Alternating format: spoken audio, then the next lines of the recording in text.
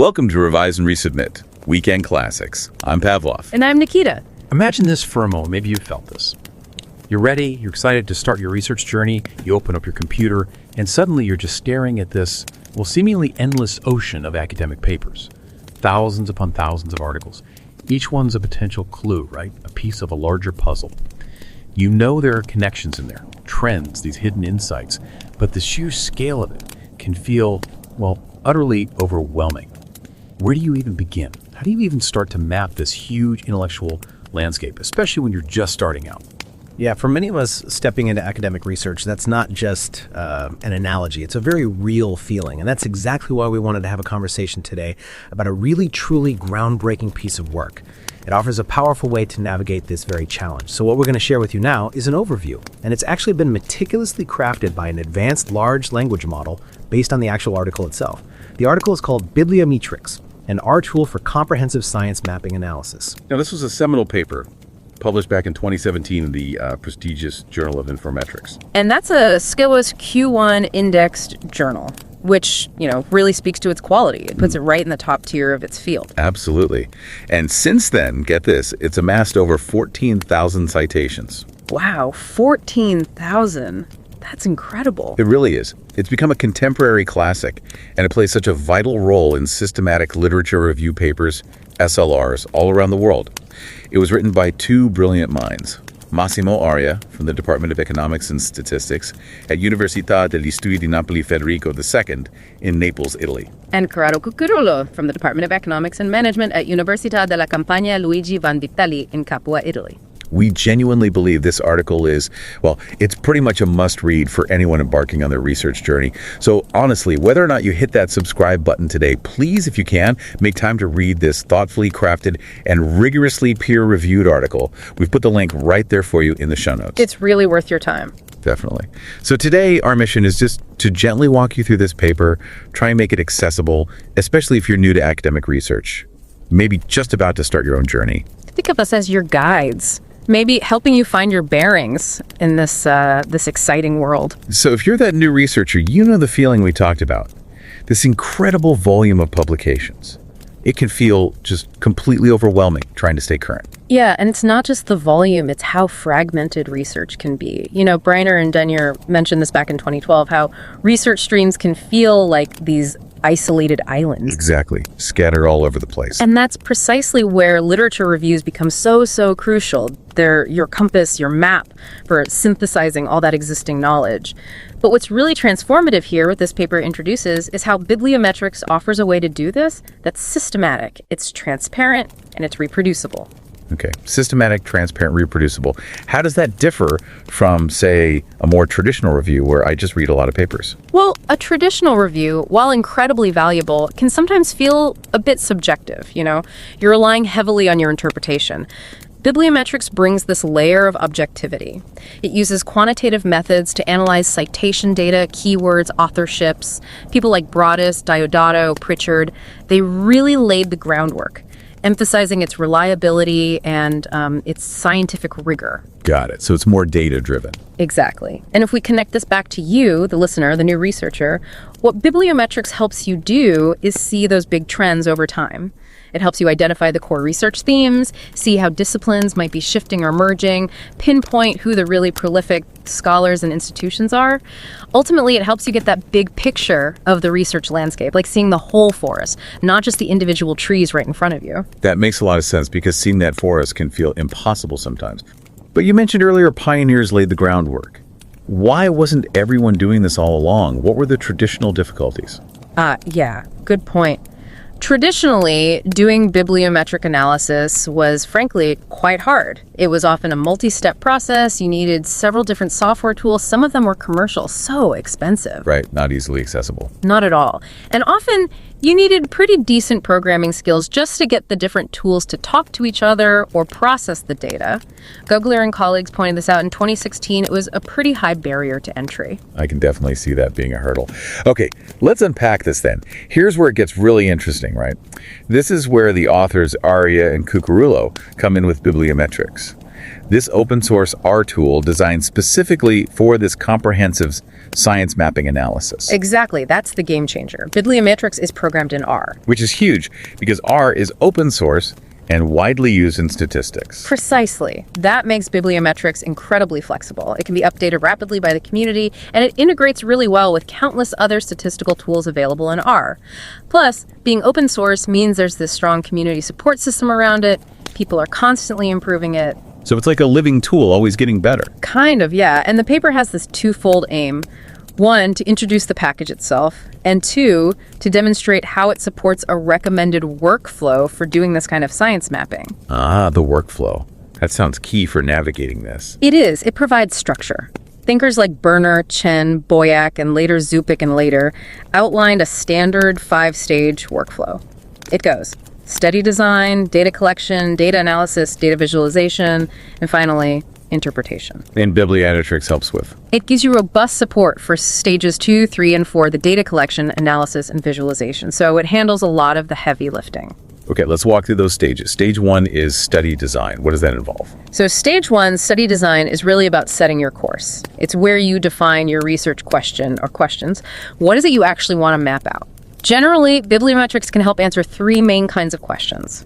First, what's the knowledge base and intellectual structure? You know, the foundational ideas, the key thinkers. Okay, sort of the history and foundations. Exactly. Second, what's the research front or the conceptual structure? This is about the cutting edge stuff, the emerging ideas. The hot topics right now. Pretty much. And third, what's the social network structure? Who's collaborating with whom? Where are these invisible colleges, these groups of researchers working together? Right. Understanding the community. And I guess part of the design is deciding on the time frame too. Absolutely. Are you looking for a snapshot of the field right now? Or do you want to see how it developed over, say, the last 20 years? You might divide your time span into slices to see that evolution. That makes sense. It really makes you think. Yeah. How do you envision your research unfolding over time? Okay, so once you've designed your study, you need the data. Stage 2, data collection. You said bibliometrix helps here. It really does. The stage can seem daunting, but the tool streamlines it quite a bit. It breaks down into about 3 substages. First is data retrieval. This is where you go to those online bibliographic databases, Web of Science, Scopus, maybe Google Scholar, ScienceDirect. The usual suspect. Right. And it's worth remembering, the choice of database matters. They don't all cover fields in exactly the same way, so you need to pick the one that best fits your topic. Good point. Then what? Then comes data loading and converting. You've downloaded your data, probably as a text file or a bibtex file. Bibliometrix has functions like read files to import this data smoothly. Then another function, convert to DF, takes that raw data and organizes it neatly. Into what you called a bibliographic data frame, like a spreadsheet. Exactly like that. Each row is a document, and the columns are all the important bits of information: author, title, journal, keywords, the cited references, time cited, year, all those field tags listed in the paper's table 3. So it structures the raw download. Precisely. The paper gives an example. They used Web of Science, search of bibliometric, limited it to English articles in management, business, public administration for the years 1985 to 2015. Bibliometrix handled loading all that data. Okay, that sounds much more manageable. What's the third substage? Data cleaning. This is super important. Garbage in, garbage out, right? The quality of your analysis depends heavily on the quality of your initial data. Makes sense. Bibliographic data can be messy sometimes. It really can be. Things like inconsistencies in author names, keywords, journal titles. Bibliometrix has built-in rules to help clean this up. It can automatically say convert text to uppercase for consistency, remove odd characters or extra spaces, even truncate author names to initials to standardize them. It's like having a meticulous assistant tidy everything up before you start the real analysis. That's incredibly useful. Okay, so data is retrieved, loaded, converted, cleaned. Now the exciting part, stage 3, data analysis. Yes, this is where the insights really start to emerge. You begin making sense of all that structured data. How does that start? Typically, you begin with descriptive analysis. Bibliometrix has a function, biblioanalysis, that calculates all the main bibliometric measures and gives you a summary. Think of it as getting the vital statistics of your research collection. What kind of stats are we talking about? Well, things like the total number of documents in your collection, the time span covered, the annual growth rate of publications in the field. Oh, like that 12.4% growth rate they found in their example. Exactly. Or the average citations per article, 26.56 in their case. How many authors are involved? 617 total authors. It gives you a quick feel for the field's size, growth, and impact. And can it tell you who is influential? Absolutely. It can list the most productive authors. For instance, in their data, Kostoff-RN had 16 articles, Kajikawa-Y had 9. It can also show you the most cited papers. Like, they highlighted a 2012 paper by Chen, Chiang, and Story in MIS Quarterly with a massive 386 citations. Instantly tells you that's probably a must-read. Wow, yeah. That points you right to the key stuff. What else? You can see the most productive countries the USA led in their sample with nearly 30% of the articles. The most frequent journals, research policy, and technological forecasting and social change were top. Even the most frequent keywords, bibliometrix itself, science. It helps you quickly grasp the main outlets and topics. And what about citations specifically? Right. There's citation analysis. Functions like citations find the most cited references overall, or the most cited first authors, and local citations looks at who is cited most often within your specific collection. So they found small h, 1973, was cited 29 times overall in their data set, but Kostoff-RN was cited 317 times locally, meaning by other papers within that specific management business collection. Shows his influence in that specific context. That's a useful distinction. Does it calculate things like the H-index too? It does. There's an index function. It calculates the H-index, that measure Hirsch proposed in 2005, which captures both productivity and citation impact for authors. Okay, so that's the descriptive part. What comes after getting those basic stats? Then you move into network extraction. This is where you start mapping the relationships between different elements, authors, keywords, references, documents. Building the actual maps. Kind of, yeah. You use functions like Coq-matrix to create matrices that show these connections. For example, a document X cited reference matrix would show which documents cite which key references. Or meta tag extraction can pull out things like the countries or affiliations of authors, which you can then use in network analysis. And then you build the networks themselves. Exactly. The biblionetwork function is central here. It lets you calculate different types of networks based on these connections. Like what kinds of networks? Well, there's bibliographic coupling. This links two articles if they cite some of the same references. Kessler came up with this idea way back. What does that tell you? It's really useful for finding research groups working on similar things, maybe even if they don't cite each other directly yet. It often points to the current research front. Interesting. So it finds common ground based on their sources. Precisely. Then there's co-citation analysis, which is kind of the flip side, developed by Small in 73. This links two articles if they are cited together by a third later article. Okay, so if lots of people cite paper A and paper B together. It suggests those two papers are seen as related, maybe foundational to a particular concept or school of thought. It's great for understanding the intellectual structure and how paradigms shift over time. It often highlights older, important papers. Got it. Coupling looks forward from shared references. Co-citation looks backward from shared citations. Nicely put. Though it's worth noting, some recent work suggests direct citation might be even more accurate than co-citation for mapping current structures. Always evolving. What other networks can you build? Collaboration analysis is another big one. Here, the nodes in your network are authors or institutions or countries, and the links represent co-authorships. It shows you the social structure of the field. Who's working with who? Exactly. And then there's co-word analysis. This maps the conceptual structure by looking at how often keywords or terms extracted from titles and abstracts appear together. There's even a term extraction function to help standardize words like grouping, analyze, analysis, analytical together. So you map the concepts themselves. Right. And for that conceptual structure mapping, bibliometrix uses advanced techniques like multiple correspondence analysis and k-means clustering. It essentially plots the main concepts onto a two-dimensional map, where concepts that appear close together on the map are conceptually related in the literature. Think of figure 3 in the paper. Wow. Okay, so you get a visual map of the ideas in the field. That sounds incredibly powerful. It really helps you see the main themes and how they relate. So once you've extracted these networks, coupling, co-citation, collaboration, co-word, is there anything else you do before visualizing them? Sometimes, yes. You might want to normalize the data, especially the similarity scores between nodes in your network. There's a function normalized similarity that helps with this. It calculates different measures like association strength or Jacquard's coefficient, or Salton's cosine, which basically adjusts the raw co-occurrence counts to give you a better sense of the true strength of the relationship, controlling for things like how often items appear overall. Right, so you're comparing connections fairly. Okay, that makes sense. Which brings us to stage 4, data visualization. Yes, seeing the patterns. So what does this all actually look like when you visualize it? You've built these networks, normalized them. Yeah. How does bibliometrix help you see them? It has plotting functions, primarily network plot, that let you create graphical visualizations of all these networks we've discussed. Can you give an example? Sure. Remember the co-word analysis? You could generate a keyword plus co-occurrence network, like figure 4 in the paper. It would show the main keywords as nodes and lines connecting keywords that frequently appear together. The thicker the line, the stronger the association. So you could visually see, say, that innovation and performance are strongly linked in this literature. Exactly. Or you could plot the country collaboration network, like their figure 5.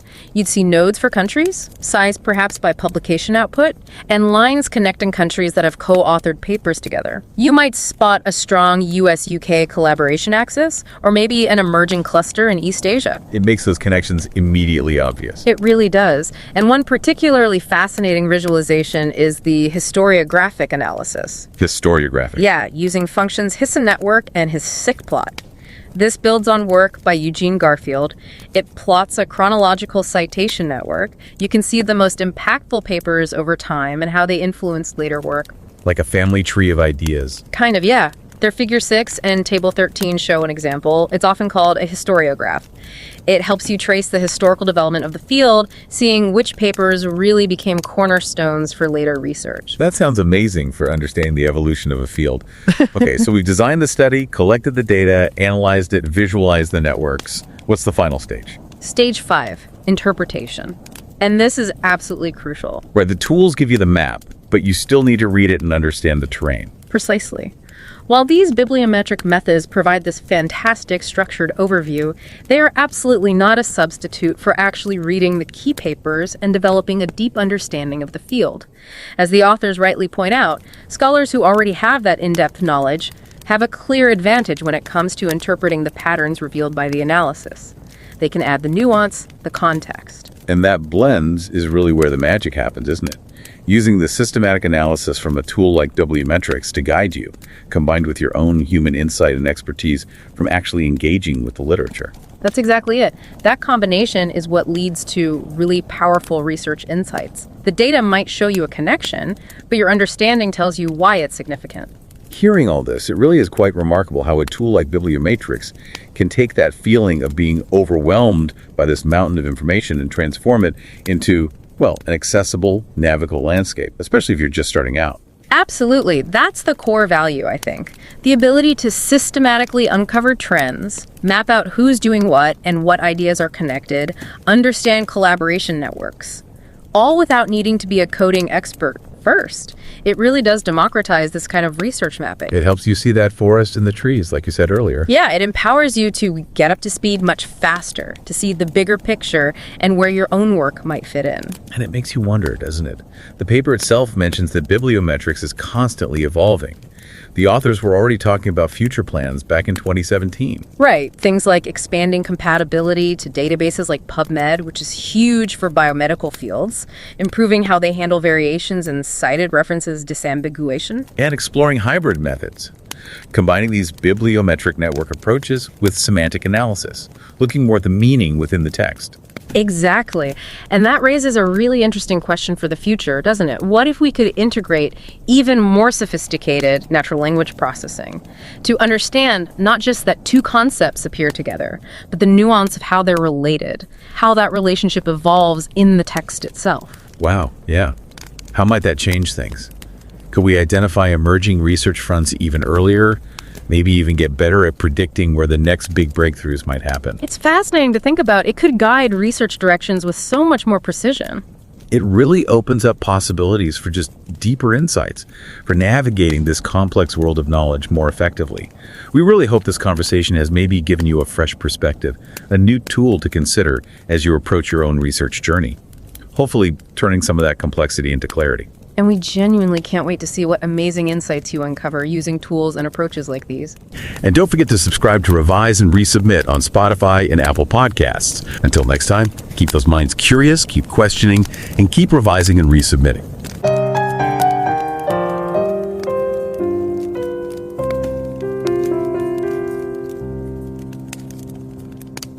Revise and রিসাবমিটের weekend classics পর্বে আপনাদের স্বাগত। আমি পভলভ। আর আমি নিকিতা। আচ্ছা, ভাবুন তো একবার, মানে জ্ঞানের এক বিশাল সমুদ্র, সেখানে শত শত রিসার্চ পেপার, নোটস, আর্টিকেল সব ছড়িয়ে ছিটিয়ে আছে। কোথায় শুরু করবেন, কোনটা পড়বেন, কোনটা বেশি জরুরি বুঝবেন কি করে? মনে হয় না যেন একটা তথ্যের সুনামিতে ভেসে যাচ্ছেন? ঠিক এই সময় যদি একটা লাইফ র্যাফটের মতো কিছু পাওয়া যেত, যেটা আপনাকে ঠিক দরকারি মুক্তগুলো খুঁজে নিতে সাহায্য করবে। এই যে তথ্যের মহাসমুদ্র থেকে দরকারি জিনিস খুঁজে বের করার একটা দারুণ উপায় নিয়েই আমরা আজ কথা বলবো। আসলে আমরা একটা গুরুত্বপূর্ণ গবেষণাপত্রের সার সংক্ষেপ নিয়ে আলোচনা করছি। এটা একটা লার্জ ল্যাঙ্গুয়েজ মডেল বা LLM দিয়ে তৈরি করা একটা সামারি। মূল পেপারটা বেরিয়েছিল 2017 সালে জার্নাল অফ ইনফোম্যাট্রিক্সে। বেশ নামকরা জার্নাল কিন্তু। স্কোপাস Q1 ইন্ডেক্সড, মানে কোয়ালিটির দিক থেকে একদম প্রথম সারিতে। একদম। আর এর গুরুত্বটা বুঝুন, আজ পর্যন্ত এর সাইটেশন সংখ্যা 14,000-এরও বেশি। ও, 14,000? হ্যাঁ, বিশেষ করে যারা সিস্টেম্যাটিক লিটারেচার রিভিউ বা SLR করেন, মানে একটা বিষয়ের সব গবেষণা গুছিয়ে বিশ্লেষণ করেন, তাদের জন্য তো এটা খুবই দরকারি একটা পেপার। এর লেখক হলেন ম্যাসিমো আরিয়া, উনি ইতালির নাপোলি ফেদেরিকো সেকেন্ডো ইউনিভার্সিটির। আর কুচুরুলো, উনি হলেন ইউনিভার্সিতে দেল্লা কাম্পেনিয়া লুইজি ভানভিতেল্লির। আমরা সবাইকে অনুরোধ করব, মানে যারা এই চ্যানেল সাবস্ক্রাইব করেছেন বা করেননি, সবাইকেই বলছি একটু সময় করে এই পেপারটা পড়ে দেখতে। খুবই ভালো কাজ। আর পিয়ার রিভিউ করা, লিঙ্কটা শো নোটসে দেওয়া থাকছে। আজকের আলোচনাটা কিন্তু আমরা সাজিয়েছি মূলত নতুন গবেষকদের কথা মাথায় রেখে, যারা সবে গবেষণার জগতে আসছেন, একাডেমিক রিসার্চে একদম নতুন। আমাদের চেষ্টা থাকবে এই পেপারের মূল আইডিয়া আর যে টুলটার কথা বলা হয়েছে সেটা যতটা সম্ভব সহজ করে তুলে ধরা। ঠিক, যাতে শুরুতেই যে একটা দিশাহারা ভাব আসে সেটা একটু কাটে। সত্যি বলতে কি, এখন এত একাডেমিক পেপার বেরোচ্ছে, মানে সব কিছুর সাথে আপ টু ডেট থাকা তো প্রায় অসম্ভব। একদম। ব্রাইনার আর ডেনিয়ার যেমনটা বলেছিলেন 2012 সালে। হ্যাঁ, আর গবেষণাগুলো কেমন যেন ছাড়া খণ্ডিত, ফ্র্যাগমেন্টেড থাকে অনেক সময়। পুরো ছবিটা পাওয়া মুশকিল হয়ে যায়। ঠিক এইখানেই চলে আসে বিবলিওমেট্রিক্সের গুরুত্বটা। প্রিচার্ড সেই 1969 সালে এর কথা বলেছিলেন। সহজ করে বললে এটা হলো পরিসংখ্যান ব্যবহার করে বিজ্ঞানী বা তাদের কাজের একটা পরিমাপ করা। এর ফলে কি হয়, বিপুল পরিমাণ তথ্যের মধ্যে একটা স্ট্রাকচার খুঁজে পাওয়া যায়। এটা একটা সিস্টেম্যাটিক, স্বচ্ছ আর রিপ্রোডিউসেবল রিভিউ প্রসেস। মানে ট্রেন্ড বোঝা, মূল বিষয়গুলো খুঁজে বের করা, এইসব আর কি। ঠিক তাই। একটা ফিল্ডের পুরো ছবিটা অনেক পরিষ্কার হয়ে ওঠে। কিন্তু এই বিবলিওমেট্রিক বিশ্লেষণ, এটা কি খুব জটিল নয়? মনে হচ্ছে অনেক ধাপ, অনেক সফটওয়্যার লাগবে। হ্যাঁ, কিছুটা জটিল তো বটেই, আর অনেক সফটওয়্যার টুল লাগে, যার সবগুলো আবার ফ্রিও না। সেটাই ভাবছিলাম। এই সমস্যার একটা দারুণ সমাধান হলো ম্যাসিমো আরিয়া আর কুচুরুলোর তৈরি বিবলিওমেট্রিক্স আর প্যাকেজ। এটা একটা ওপেন সোর্স আর্ট টুল, মানে এটা ব্যবহার করতে কোনো টাকা লাগে না। ওহ, আচ্ছা।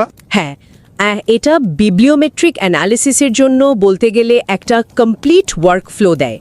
আর প্রোগ্রামিং ল্যাঙ্গুয়েজে লেখা তো, তাই খুব ফ্লেক্সিবল, মানে প্রয়োজন মতো বদলানো যায়, আপডেট করা যায় সহজে। অন্যান্য স্ট্যাটিস্টিক্যাল আর প্যাকেজের সাথে জুড়েও দেওয়া যায়। বিবলিওমেট্রিক্সের মতো একটা ফিল্ড যা এত দ্রুত পাল্টাচ্ছে, তার জন্য এটা খুবই কাজের। আচ্ছা, তাহলে এই বিবলিওমেট্রিক্স টুলটা ঠিক কোন ধাপে সাহায্য করে? পেপারটাতে তো একটা ওয়ার্কফ্লোর কথা বলা আছে, তাই না? Study design, data collection. হ্যাঁ, ওই ওয়ার্কফ্লোটার মধ্যে বিবলিওমেট্রিক্স মূলত কয়েকটা জায়গায় খুব সাহায্য করে। যেমন ধরুন data collection, web of science বা স্কোপেস থেকে ডেটা এনে সেটাকে ঠিক ফরম্যাটে সাজানো। তারপর হলো ডেটা অ্যানালিসিস, সাধারণ পরিসংখ্যান তো আছেই, সাথে ধরুন নেটওয়ার্ক তৈরি করা। নেটওয়ার্ক? কীরকম নেটওয়ার্ক? যেমন কো-অথরশিপ নেটওয়ার্ক, মানে কোন লেখকরা একসাথে কাজ করছেন। কো-সাইটেশন নেটওয়ার্ক, মানে কোন পেপারগুলো একসাথে সাইট করা হচ্ছে। বা ধরুন ওয়ার্ড অ্যানালিসিস, কোন কোন কিওয়ার্ড বা আইডিয়া একসাথে ব্যবহার হচ্ছে। আর সবশেষে ডেটা ভিজুয়ালাইজেশন, মানে এই অ্যানালিসিসের রেজাল্টগুলোকে সুন্দর ম্যাপ বা ডায়াগ্রামের মতো করে দেখানো, network map, conceptual structure map ইত্যাদি। এই যে কো-অথর বা কোওয়ার্ড অ্যানালিসিসের কথা বললেন, এগুলো নতুন গবেষকদের ঠিক কিভাবে সাহায্য করতে পারে, যদি একটা উদাহরণ দিয়ে বলেন। অবশ্যই। যেমন ধরুন কো-অথর অ্যানালিসিস, এটা দেখলে একজন নতুন গবেষক সহজেই বুঝতে পারবেন যে তার ফিল্ডে কোন গবেষকরা বা কোন ইনস্টিটিউটগুলো বেশি প্রভাবশালী, কারা একসাথে কাজ করে। এটা তাকে সাহায্য করতে পারে ভবিষ্যতে কোলাবোরেশনের জন্য কাউকে খুঁজে পেতে বা ফিল্ডের সোশ্যাল স্ট্রাকচারটা বুঝতে। আচ্ছা। আবার ধরুন কোওয়ার্ড অ্যানালাইসিস, এটা দেখায় কোন আইডিয়া বা টপিকগুলো একসাথে বেশি আলোচিত হচ্ছে। ধরা যাক একজন দেখলো আর্টিফিশিয়াল ইন্টেলিজেন্স আর মেন্টাল হেলথ, এই দুটো বিষয় নিয়ে ইদানিং একসাথেই অনেক কথা হচ্ছে। এটা হয়তো তাকে একটা নতুন রিসার্চ আইডিয়া দিল যা আগে তার মাথায় আসেনি। তার মানে গতানুগতিকভাবে লিটারেচার রিভিউ করার থেকে এটা বেশ আলাদা। হ্যাঁ, বিবলিওমেট্রিক্স এই বিশ্লেষণগুলোকে অনেক সহজ করে দেয়, মানে যাদের হয়তো প্রোগ্রামিংয়ের অভিজ্ঞতা খুব বেশি নেই তারাও ব্যবহার করতে পারে। তার মানে শুরুতে যে বলছিলাম তথ্যের সমুদ্রে হাবুডুবু খাওয়ার মতো অবস্থা, এই টুলটা সেখানে অনেকটা কম্পাসের মতো কাজ করে, তাই তো? নতুন গবেষকদের জন্য তাহলে মূল সুবিধা হলো লিটারেচার রিভিউটা অনেক গোছানো, নির্ভরযোগ্য আর মানে কম খাটুনির হয়ে যায়। একদম ঠিক। তথ্যের ভিড়ে হারিয়ে না গিয়ে গুরুত্বপূর্ণ গবেষণা কোনটা, নতুন ট্রেন্ড কি আসছে, কোন লেখক বা জার্নাল বেশি প্রভাবশালী, এগুলো খুঁজে বের করতে দারুণ সাহায্য করে। আর শুধু তাই না, যখন পুরো ফিল্ডটাকে একটা ভিজুয়াল ম্যাপ হিসেবে দেখা যায়, তখন এমন কিছু কানেকশন বা প্যাটার্ন চোখে পড়তে পারে যা সাধারণ রিভিউতে হয়তো নজরেই আসতো না। দারুণ তো। তাহলে যারা গবেষণার জগতে নতুন আসছেন তাদের জন্য এই বিবলিওমেট্রিক্স আর প্যাকেজটা সত্যিই একটা কাজের জিনিস হতে পারে। আবারও মনে করিয়ে দিই, মূল পেপারটা জার্নাল অফ ইনফোমেট্রিক্সে প্রকাশিত, লেখক ম্যাসিমো আরিয়া এবং কুচুরুলো। পুরো ব্যাপারটা ভালো করে বুঝতে আর টুলটা ব্যবহার শিখতে অবশ্যই মূল পেপারটা পড়ুন, লিঙ্ক শো নোটসে আছে। শেষে একটা প্রশ্ন রেখে যাই সবার ভাবনার জন্য। আচ্ছা, ধরুন আপনার নিজের রিসার্চ ফিল্ডটার একটা ভিজুয়াল ম্যাপ যদি আপনার সামনে আসে, যেখানে দেখা যাচ্ছে কোন আইডিয়াগুলো একসাথে জুড়ে আছে, কোন লেখকরা একে অন্যের কাজকে গুরুত্ব দিচ্ছেন, সেটা কি আপনাকে এমন কোনো নতুন কানেকশন বা এমন কোনো প্রশ্নের দিকে নিয়ে যেতে পারে যা আগে কখনো আপনার মাথায় আসেনি? একটু ভেবে দেখবেন কিন্তু।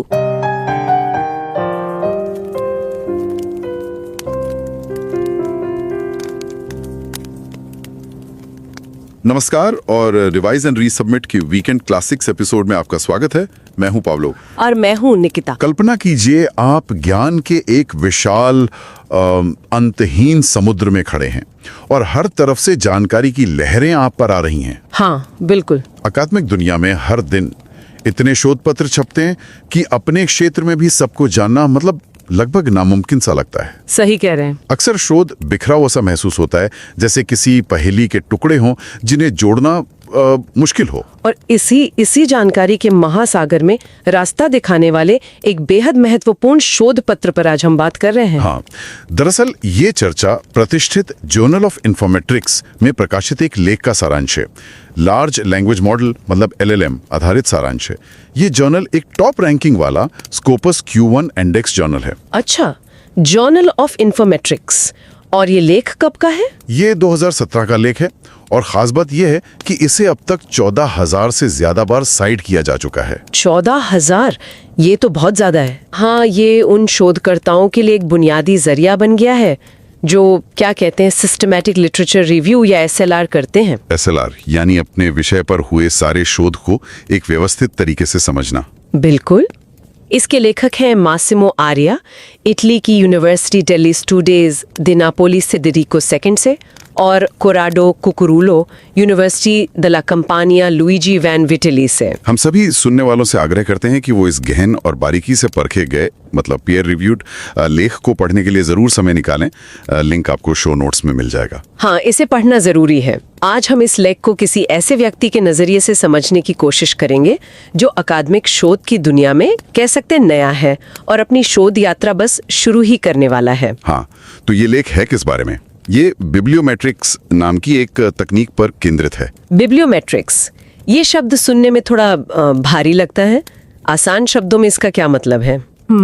हाँ, मतलब आसान शब्दों में कहे तो ये विज्ञान, वैज्ञानिकों या फिर वैज्ञानिक गतिविधि को सांख्यिकीय तरीकों से मापने और विश्लेषण करने का विज्ञान है। अच्छा। जब शोध इतना विशाल और बिखरा हुआ हो तो बिब्लियोमेट्रिक्स हमें उस क्षेत्र का एक बड़ा नक्शा या कह लीजिए तस्वीर बनाने में मदद करता है। अच्छा, तो ये उस ज्ञान के समुद्र में एक तरह का नेविगेशन सिस्टम हुआ, मतलब ये समझने के लिए कि कौन सी धाराएं कहाँ जा रही हैं, कौन से द्वीप महत्वपूर्ण हैं। हाँ, कुछ ऐसा ही समझ सकते हैं। ये समय के साथ उभरते रुझानों, ट्रेंड्स को पहचानने, महत्वपूर्ण विषयों को समझने और सबसे प्रभावशाली शोधकर्ताओं या संस्थानों का पता लगाने में मदद करता है। ये सिर्फ ये नहीं बताता कि क्या महत्वपूर्ण है, बल्कि ये समझने में भी मदद करता है कि क्यों महत्वपूर्ण है, उसका संदर्भ क्या है। ये तो वाकई उपयोगी लगता है। और लेख में एक खास टूल का जिक्र है, बिब्लियोमेट्रिक्स नाम का एक आर पैकेज। इसकी क्या खासियत है? हाँ, देखिए, विज्ञान का नक्शा बनाने की जो प्रक्रिया है, जिसे साइंस मैपिंग कहते हैं, वो अक्सर जटिल होती है। अच्छा। इसमें कई अलग अलग कदम और सॉफ्टवेयर शामिल होते हैं और वो सॉफ्टवेयर हमेशा मुफ्त या आसानी से उपलब्ध नहीं होते। हाँ, ये तो है। बिब्लियोमेट्रिक्स यहीं पर काम आता है। ये एक ओपन सोर्स आर टूल है जिसे लेखकों ने खुद विकसित किया है। ओपन सोर्स और आर भाषा में होने का क्या फायदा है? आर तो एक प्रोग्रामिंग भाषा है ना? हाँ, आर एक शक्तिशाली और मुफ्त संख्याज्ञीय प्रोग्रामिंग भाषा है। इसमें होने के कारण बिब्लियोमेट्रिक्स बहुत लचीला है। इसे आसानी से अपडेट किया जा सकता है और इसे अन्य सांख्यिकीय विश्लेषणों के साथ जोड़ा जा सकता है। अच्छा। और बिब्लियोमेट्रिक्स जैसा क्षेत्र लगातार विकसित हो रहा है तो उसके लिए बहुत अच्छा है। ये पूरी विश्लेषण प्रक्रिया को एक ही मंच पर ले आता है। तो अगर कोई नया शोधकर्ता इसे इस्तेमाल करना चाहे तो ये कैसे मदद करता है? क्या इसका कोई तय तरीका है? हाँ, बिल्कुल। ये टूल एक सुझाए गए कार्य प्रवाह मतलब एक रेकमेंडेड वर्कफ्लो का समर्थन करता है। सबसे पहले आता है अध्ययन का डिजाइन। स्टडी डिजाइन यानी रिसर्च क्वेश्चन तय करना। बिल्कुल, आप अपने शोध प्रश्न तय करते हैं। फिर आता है डेटा संग्रह, डेटा कलेक्शन, जिसमें आप वेब ऑफ साइंस या स्कोपस जैसे डेटाबेस से संबंधित पब्लिकेशंस का डेटा इकट्ठा करते हैं। ठीक है, डेटा आ गया, अब उसका विश्लेषण। इसमें कौन सी तकनीकें इस्तेमाल होती हैं? हाँ, तीसरा कदम है डेटा विश्लेषण, डेटा एनालिसिस। इसमें कई दिलचस्प तकनीकें हैं, जैसे को-साइटेशन विश्लेषण। को-साइटेशन? हाँ, ये दिखाता है कि कौन से पुराने प्रभावशाली शोध पत्र अक्सर एक साथ उद्धृत किए जाते हैं। इससे विषय की वैचारिक नींव का पता चलता है। अच्छा, किन आइडियाज पर काम खड़ा है? सही। फिर है बिब्लियोग्राफिक कपलिंग। ये उन नए शोध पत्रों को जोड़ता है जो समान संदर्भों का हवाला देते हैं।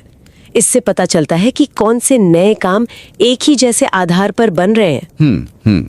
फिर को-ऑथरशिप विश्लेषण है, जो दिखाता है कि कौन से शोधकर्ता एक साथ काम कर रहे हैं, कौन से ग्रुप्स हैं। अच्छा, कोलैबोरेशन नेटवर्क्स। हाँ, और कोवर्ड विश्लेषण, जो बताता है कि कौन से कीवर्ड या विषय अक्सर एक साथ आते हैं, जिससे विषय की मुख्य केंद्र बिंदुओं का मतलब थीम्स का पता चलता है। अरे वाह, ये तो काफी गहराई से जानकारी देता है। विश्लेषण के बाद क्या होता है इन सब नेटवर्क्स का? विश्लेषण के बाद चौथा कदम है डेटा विजुअलाइजेशन, मतलब नक्शे बनाना। हाँ, बिल्कुल। इन विश्लेषणों से मिले नतीजों को समझने योग्य नक्शों या नेटवर्क ग्राफ के रूप में प्रस्तुत किया जाता है, ताकि आप देख सकें कि क्या हो रहा है। और अंत में पांचवा कदम है व्याख्या, यानी इन नक्शों और नतीजों का क्या मतलब है ये समझना और फिर उसे बताना। तो ये सिर्फ डेटा को नंबरों में नहीं छोड़ता, बल्कि उसे एक कहानी की तरह देखने और समझने में मदद करता है। ये तो नए शोधकर्ताओं के लिए अपने क्षेत्र के बौद्धिक और सामाजिक ताने बाने को समझने का एक शानदार तरीका हो सकता है। बिल्कुल सही कहा आपने। मतलब कौन से विचार केंद्रीय हैं, कौन से समूह सक्रिय हैं, ये सब। हाँ, ये पूरी प्रक्रिया को व्यवस्थित, पारदर्शी और दोहराने योग्य मतलब रिप्रोड्यूसिबल बनाता है। लेकिन ये याद रखना ज़रूरी है कि ये टूल गहन अध्ययन और आलोचनात्मक सोच का विकल्प नहीं है। अच्छा। ये एक शक्तिशाली सहायक है जो आपको सही दिशा दिखा सकता है। ये जंगल में एक नक्शे की तरह है, पर चलना तो खुद ही पड़ता है। बारीकी से पेपर्स को पढ़ना तो पड़ता ही है। समझा। तो कुल मिलाकर बिब्लियोमेट्रिक्स अकादमिक साहित्य के विशाल और अक्सर जटिल लगने वाले परिदृश्य को समझने के लिए एक सुलभ, शक्तिशाली और ओपन सोर्स जरिया है। हाँ, खासकर उन लोगों के लिए जो अपनी शोध यात्रा की शुरुआत में है। यह विश्लेषण और विजुअलाइजेशन को एक साथ लाता है। बिल्कुल, और ये शोधकर्ताओं को अपने क्षेत्र की संरचना को अधिक व्यवस्थित और वस्तुनिष्ठ तरीके से देखने और समझने में सक्षम बनाता है। जरा सोचिए, अगर कोई अपने शोध क्षेत्र के ज्ञान के उन अदृश्य धागों को, उन उभरते हुए रुझानों को जिन्हें शायद किसी ने अभी तक स्पष्ट रूप से नहीं देखा है, एक नक्शे पर देख पाए, तो ये उसे किस तरह की नई समझ और दिशा दे सकता है। ये सिर्फ जानकारी नहीं, ये शायद ज्ञान को देखने का एक बिल्कुल नया नजरिया हो सकता है।